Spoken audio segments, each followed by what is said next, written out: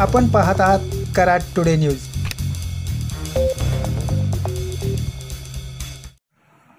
कराड नजीक आज झालेल्या 2 अपघातामध्ये 4 जण जखमी झाल्याची घटना घडली आहे।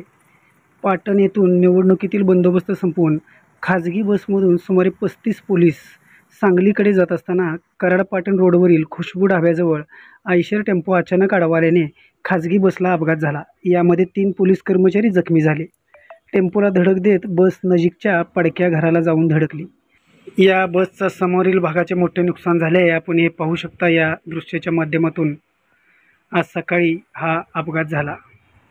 तर पाचवड फाटा येथे कोल्हापूरहून कराडकडे येत असलेला कंटेनर चालकाचे नियंत्रण सुटल्याने पलटी झाला। यामध्ये चालक जखमी झाला। या अपघातामुळे काही काळ वाहतूक विस्कळीत झाली।